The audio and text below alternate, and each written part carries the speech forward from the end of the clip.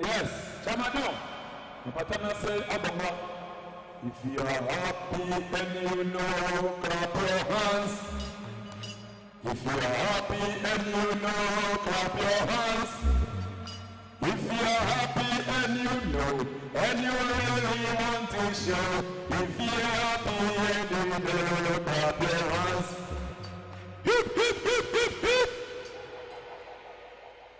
Dabi asawama asawama hip hip hip hip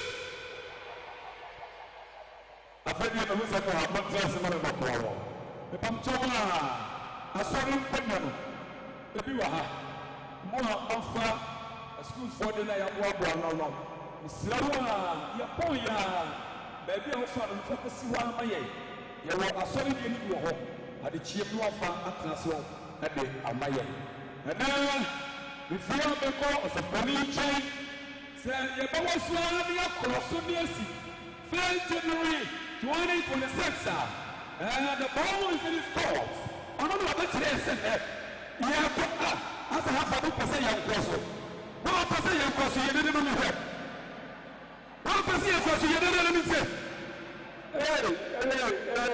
ya bro enti womrai na wana madira na ka ebe akwasi sufana anabi ina pani kasi bibo Allah na biya ya biya bro alan shebu we na bisa da bifo o ma yira do biya papa do mo mamra proso ya hana ya cha ya na biya sa pa mo ko ko mo ya ku yeso sabrai ajam do fo mo ma nya na ko na ni anyu ba ya ba ma mo tia patase no ye se da ni je hoto ho se mo de mo na chira mo mo ade no fo mo do ho to ba ko ni fo mo ro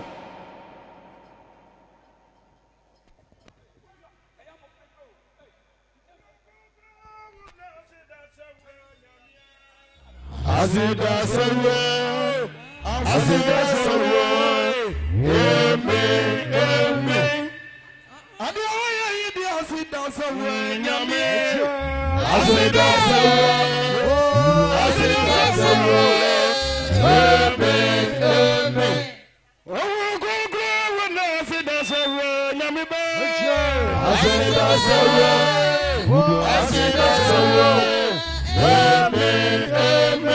Sunzungungwa winasida sawe, azida sawe, amen. Where you are, ready where you are, nyame ba.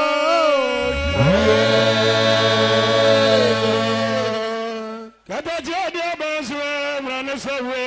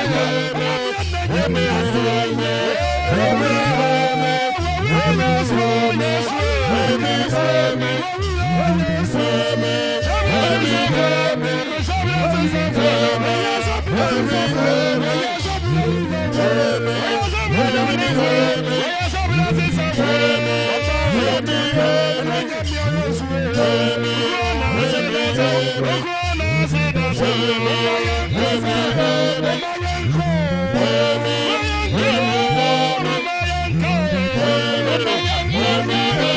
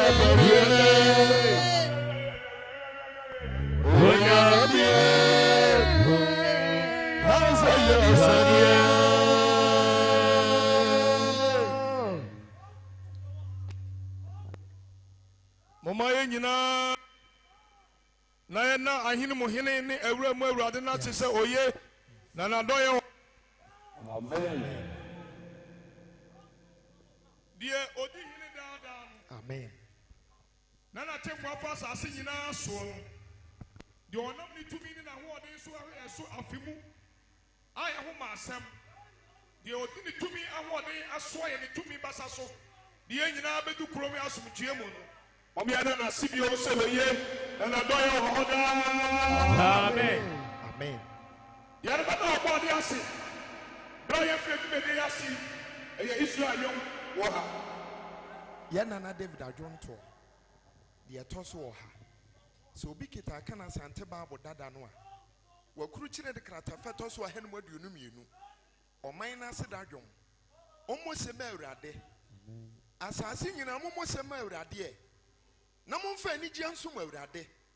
Namon Fel Rusia Jumbran and him. Moon is Radini Yankopon. Ono no yo yen no ne ye wo no. Ye ye ne mani na didi bia nwan. Mo fa sedan shine upon kasiam we.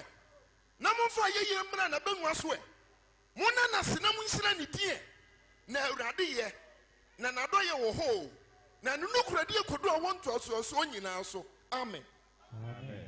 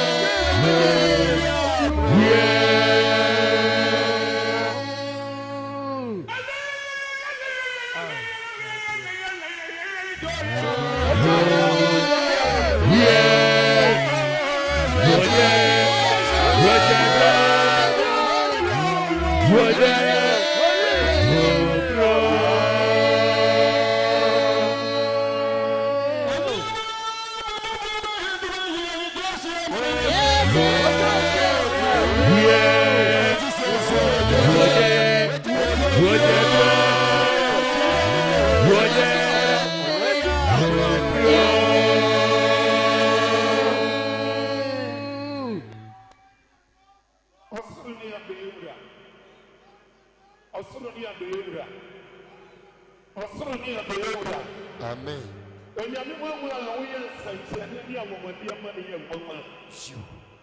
And you blame a bamboo way of your shame. May I say, I'm going to be here. Say, I know what you're doing.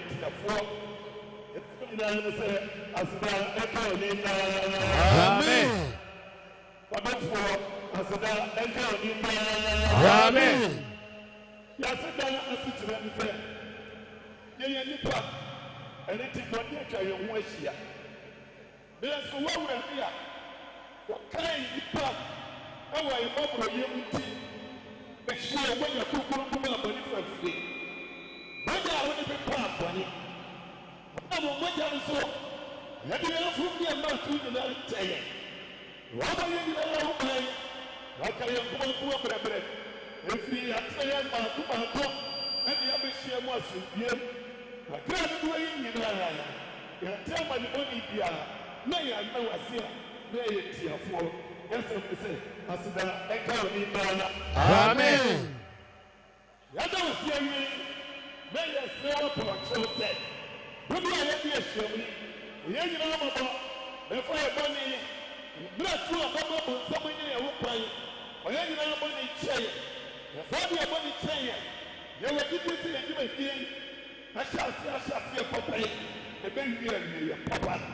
I'm not going to never be a payer. A friend shall need to see it with you. As a very yes, you are good yourself. I don't think you were to a woman.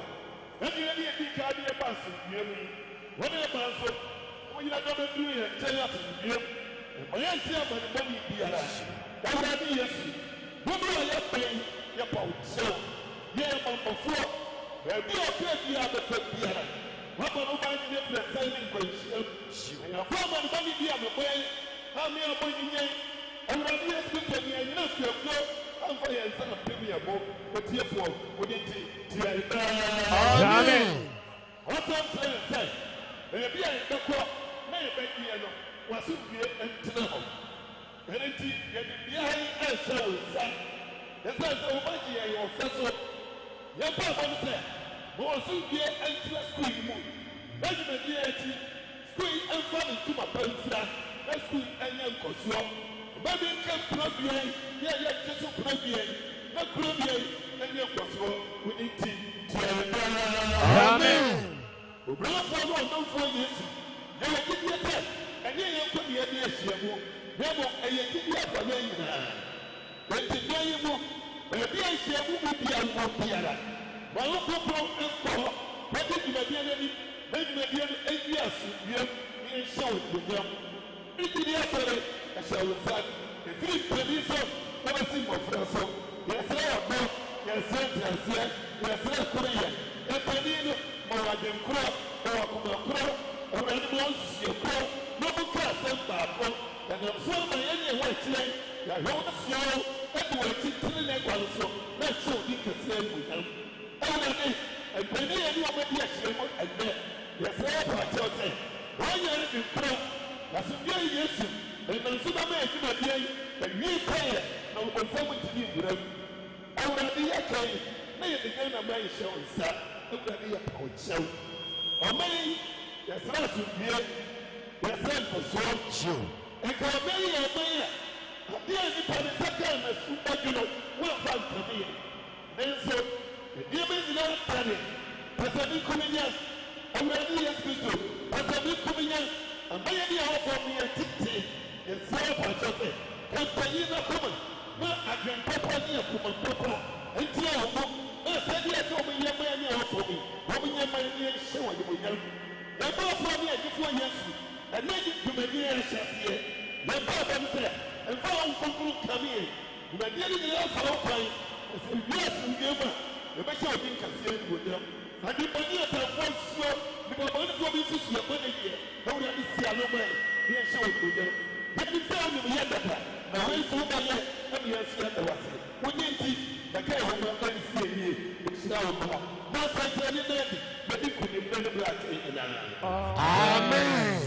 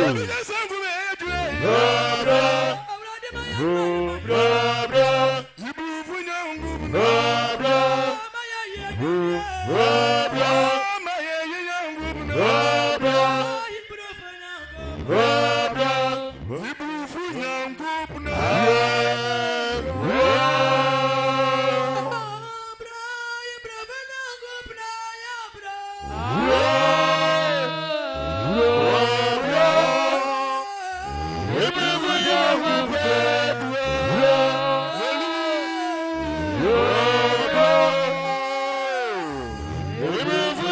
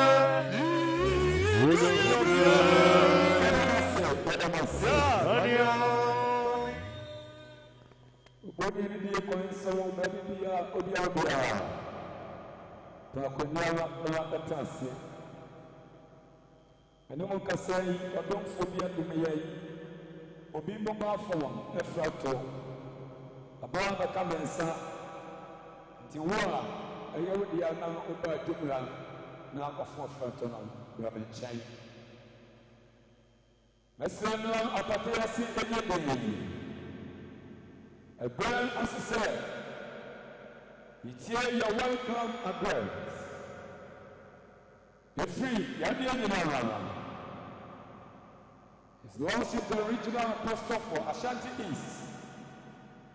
The person of apostle laid down at this side from floor. And Charlie, one more simple circle. I'll show you the other man. You might be ready. You're ready. No.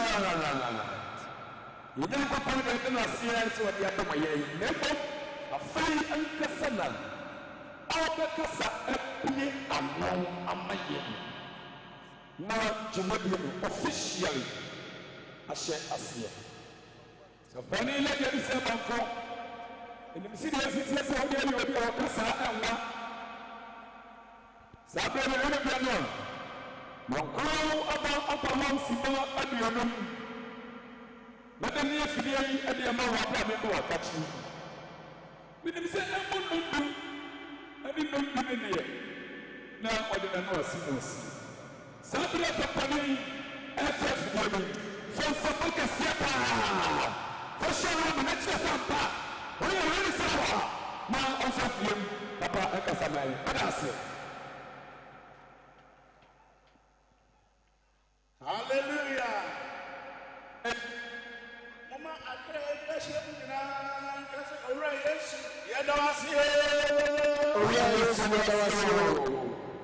Dawasi. After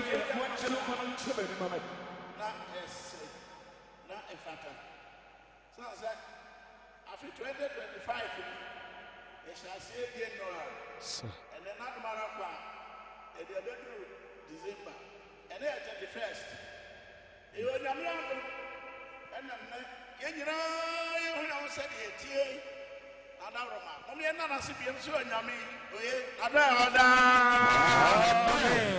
Amen. And somebody and something immediately and dear be Jumadian. Dear Dinkan of Inganway. Mebacho, the Second Chronicles. And I said, there are some might also be yes. Chemumi.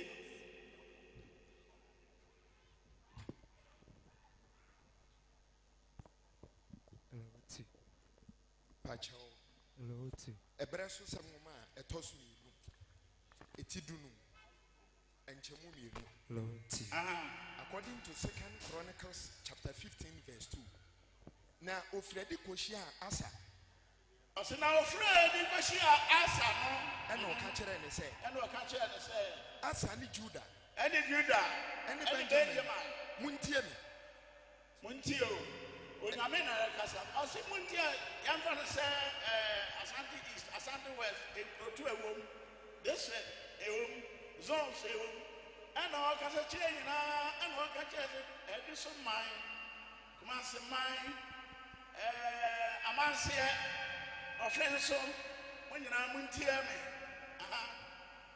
A radin moti, a radin and yet here. Amen. Said your money in tea. Said the young so young didn't say I know young more better name. Amen. Now some wish to know. Now some more rest I fear them for year. Obama Mohuno. Obama Mohuno. Amen. Amen. I saw a young upon the age and I yet here. Said they are from a young going on it here.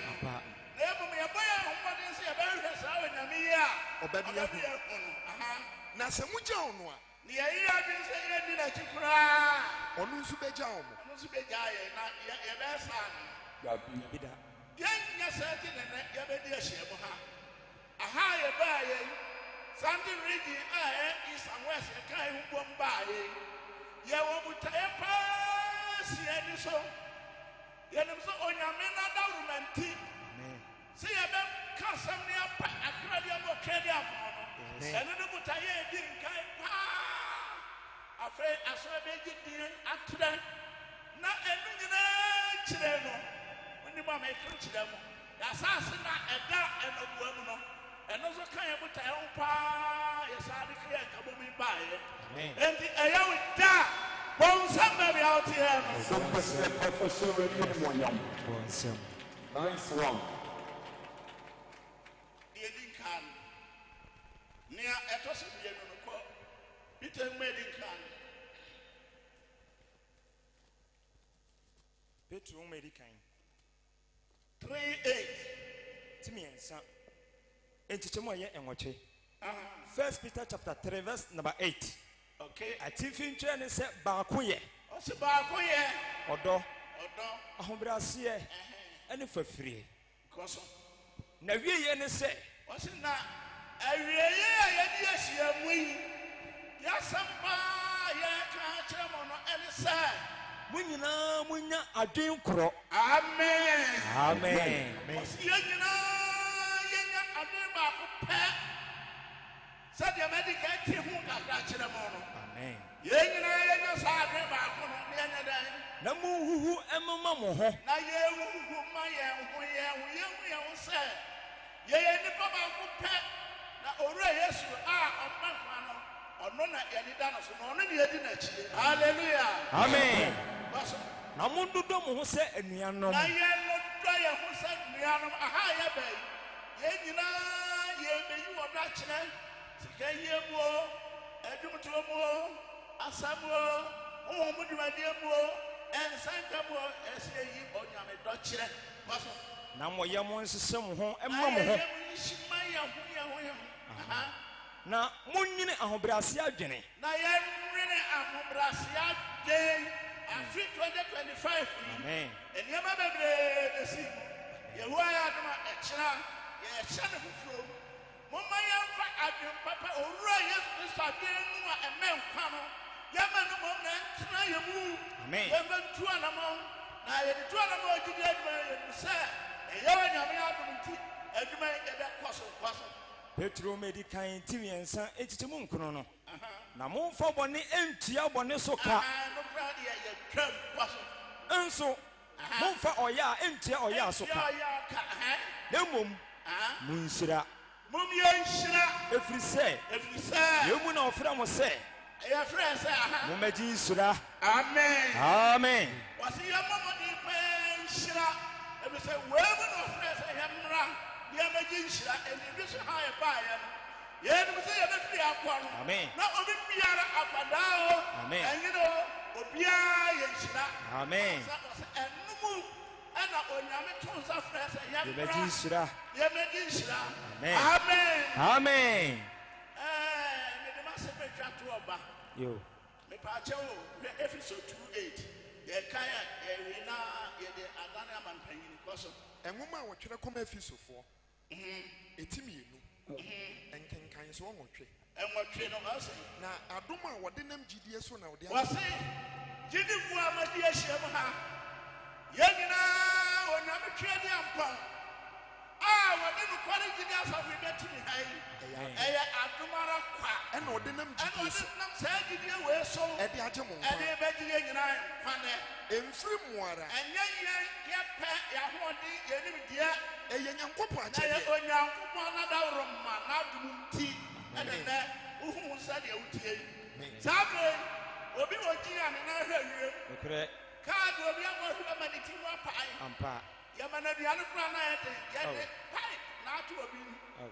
onyame adom nti nnɛ yɛn nyinaa yɛde ahyia mu a afe 2025 no ɛnyi yɛn nyinaa ne yɛhyɛ ase o nanso nyi yɛn nyinaa ne yɛwieɛ Ampa. ɛnnɛ onyame adom Amen. wote ha na ahyɛ atade kɔkɔ a ɛnyɛ obi biara na ayɛ sɛ owura Yesu na adom ne mmɔborɔhu na adaroma na adom nti ɛne nnɛ yɛhu yɛ ho sɛ deɛ tie halleluya Amen. wɔso Ɛyɛ Onyankopɔn akyɛdeɛ.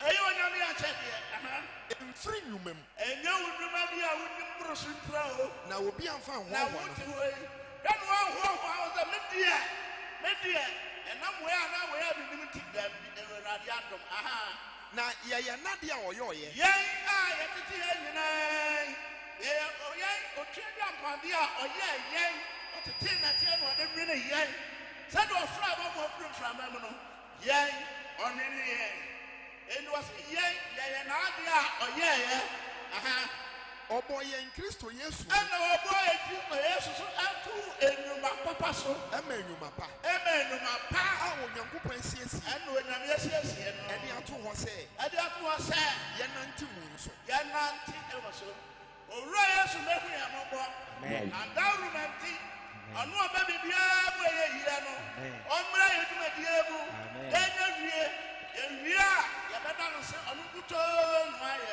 Jesus Christ n'adaroma nti ɔbɛtie yɛ daa Amen.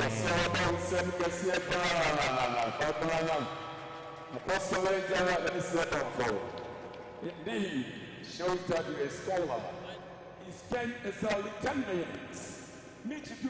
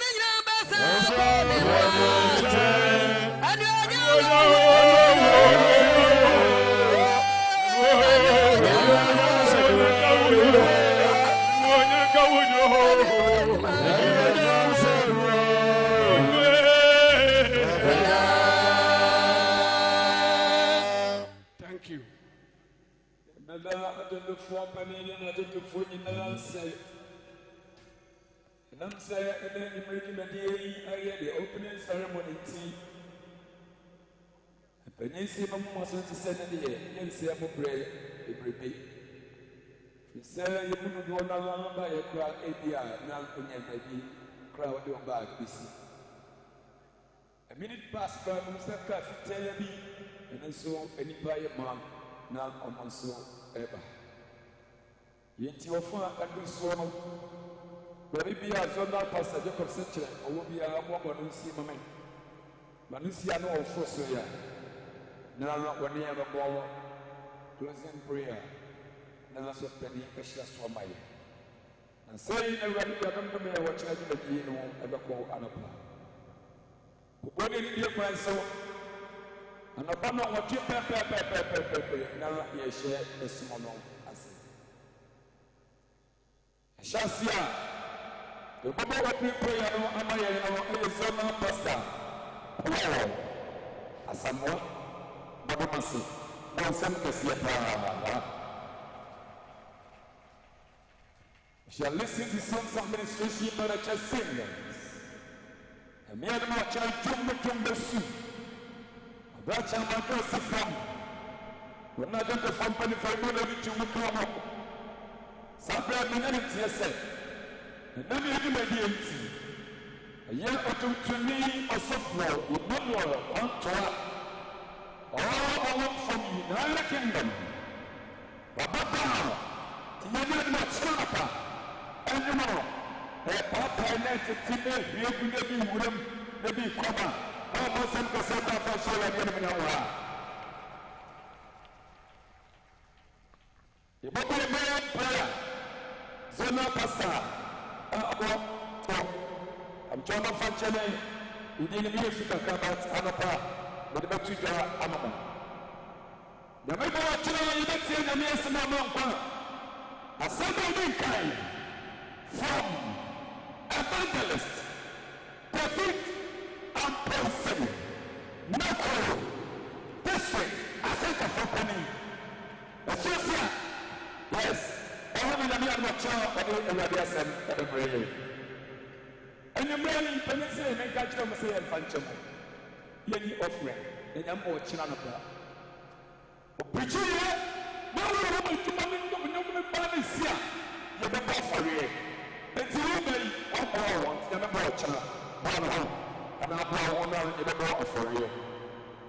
You bet yourself, Pastor Safania and Pastor Cape. Now, a double crossing for your fire. Now, Safani, someone else brought it to the Shay. But you know, no one cheap. I'm going to be a video. Now, Yapon, Jerusalem, amen. What did you get so? Masters of Penny 24. Never know who you are number from now, also from Empire.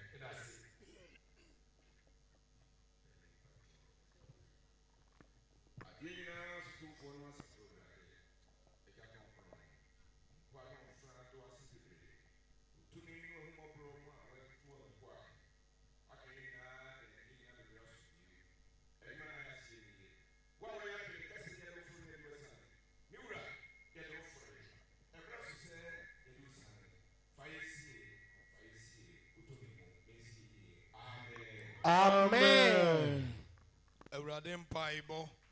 Yen eja wosoro. Udi mute. Wahine mra. Ya openya asasi so. Sede ya wosoro. Mayen dada aduane. Nafa yen akache. Sede ye de che wona ode anka. Nafa yen konsorem. Ye free bonim. Na wona ahine. Ene ahoden. Ene enimonyam. Eya ode ada. Amen.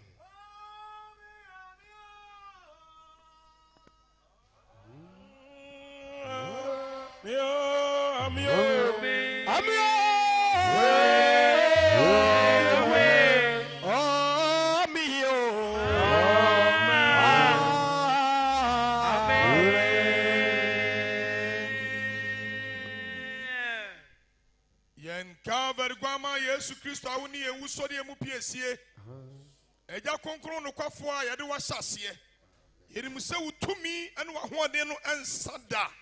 Obekoso adi nkunim amayen. Kosi se dwumade nyina bewie nkunimde so.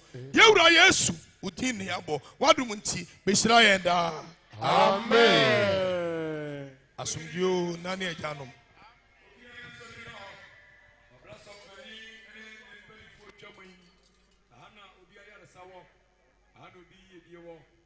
Sound engineers in the Masse, and now it's your toy, a group Fidianum, and now so toy a group.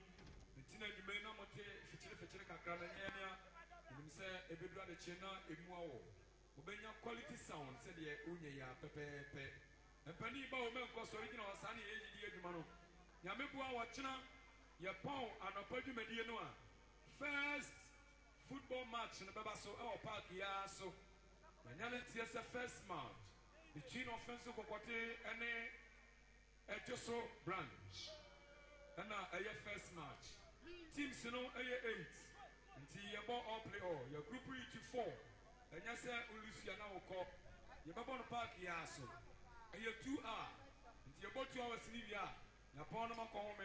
Then you make me the basso. You be upon one son. Until you upon a podium at the Noah. And we are not matches in basso fair.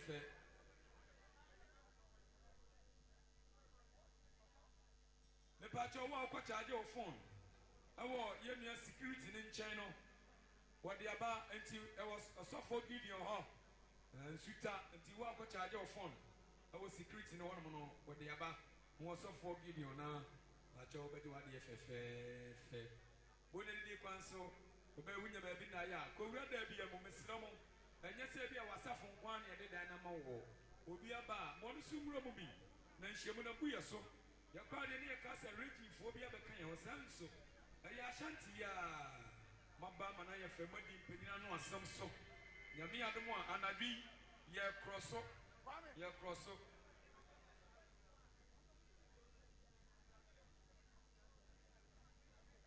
Me Pacho, Obama, or the announcement about announcement of Hotebra. Yes, I men can go to you. I'm Chopa.